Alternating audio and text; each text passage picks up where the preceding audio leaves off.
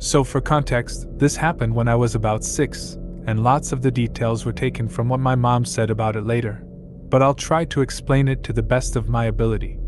One night, near Christmas, my mom, early 30s but looked younger, myself, 6 to 7-year-old boy, and my sister, 3 to 4-year-old girl, were walking down our street. It was not a safe street. It was known for trap houses, drug houses, and there were many police raids, but we were near our house and nothing seemed off.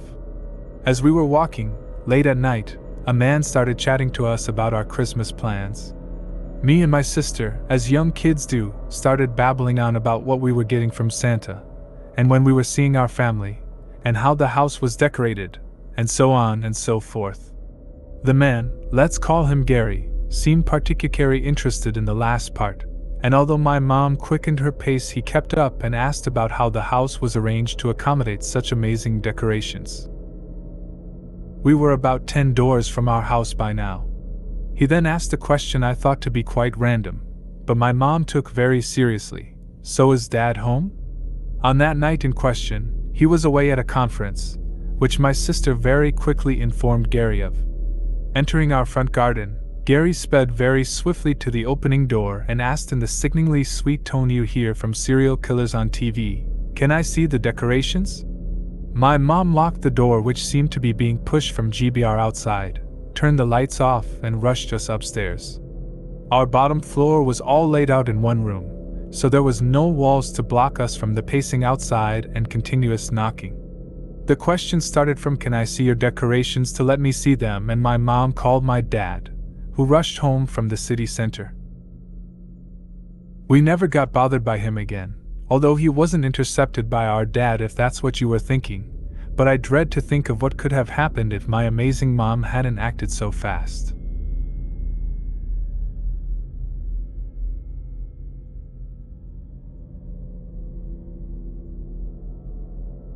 I worked at a kids' play center in my local RSL for a few months. It was basically just an indoor playground with rock climbing, a cafe, birthday parties, and a drop and dine thing where parents would leave their kids with us on Friday and Saturday nights while they go have dinner in the restaurant down the hall.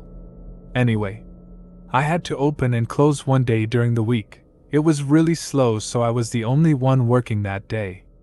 I always felt really uneasy in that place. There was always loud banging in the party rooms and storeroom. I really thought nothing of it most of the time, but this day was different. I closed up at the end of my shift and started to clean up all of the tables like I usually did. Some kids went into the party room, so I had to give the tables a wipe down in there. I heard something behind me in the room, and when I turned around there was an old and bigger guy standing behind me watching me. I went pale and I genuinely think my heart stopped for a second. He disappeared after a second, and when I tell you I ran back to the front desk, I am not kidding. Luckily that was the last thing I needed to do, so I grabbed my stuff and ran out of that place. I was pretty shaken by the ordeal but forgot about it by my next shift. I also always hated going into the storerooms. The room was pretty much non-existent and the roof was leaking too. It was complete darkness up in the roof cavity. It was so creepy and I always felt like someone was watching me from up there. I also had to work in the restaurant part of the building. As you walk to the stairs to leave the building, you have to walk past a long hallway which leads to the kids' center. It has an automatic sliding door that gets locked from the inside at the end of every shift, so it literally can't open unless you have a swipe key. One Friday night I was finishing my shift in the restaurant. The play center closed about half an hour before, and I saw the staff on shift leave for the night, and all the lights were off. I walked past the long hallway and looked down to see the door open. I couldn't have triggered it as the hallways is about 10 meters long, and no one was in there, so it shouldn't have opened. That freaked me out a little, so I walked past the door at the end of my shift, and, like I thought, it was completely locked like it should be. A few shifts later, after we finished our drop and dine with the kids, we all went upstairs to the abandoned squash courts to check out how spooky it is up there. It was truly terrifying and I never want to go up there again. On that adventure I found that a guy exactly how I described had died in the kids' center from a heart attack when the area was still a function room. I ended up quitting about a week later for unrelated reasons, but man, I was so scared of going back to work.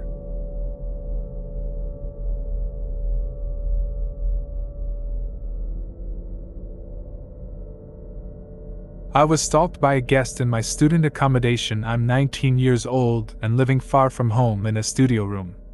I'm often up late, and last week I was just doing some laundry at around 11 p.m.-ish. I saw a man sitting in the lobby. I saw him around a bit at night, but I didn't think much of it. I'm in the laundry room. I just put my clothes in the dryer, and I hear the laundry room door beeping. It meant someone was coming in. There was the man, standing there with no clothes to wash, just staring at me. I maneuvered around him and headed to the lifts. He followed me quickly and cornered me and asked for my Snapchat. I was tired and just wanted to get back to my room, so I stupidly gave it to him. I figured he'd message and try to flirt. I'd say, "I have a boyfriend, sorry if you thought this was anything else." And that would be the end of it. Anyway, he starts messaging me. It's kind of normal. Then he starts saying weird stuff like, "I saw you a month ago and I was impressed. I've been visiting a friend and staying here. And I've been watching you. I noticed that you come out mostly at night." He told me that he and only visiting for 5 more days. Then it gets worse, he says. "I love you, I can't help it." And then I say I have a boyfriend, he says. "I only want you." And continues to completely ignore that. He asked to come to my room and I said no. Then he wanted a hug. He asked me if I lived alone and if I was a virgin. He kept saying he loved me and that I was perfect for him, that I impressed him. At that point I recorded all the messages on Snapchat, spoke to him a little bit more to gather evidence so that I could take it to reception in the morning. He's been watching me for a month. I got my guy friend who lives on the 2nd floor to walk me down to the laundry room. We sat in the student lounge area and my friend calmed me down. I was shaking with adrenaline and fear. We saw him around the laundry room again looking for me, but luckily I'd already picked it up. I run back to my room and my friend says that I can stay in his room, but I said it's okay, I'll just lock my door. It's about 1 a.m. and I hear someone outside my room trying to get in. I asked my friend if he's outside my room and he said no, so I just froze. I didn't want to make a sound. I felt sick to my stomach and helpless. Eventually it stopped and whoever it was went away. In the morning I reported this to reception and then went to stay a few days with my boyfriend, then after went to London to visit a friend, and last night was the first time I'd spent a night in my room since this happened. I'm very paranoid now.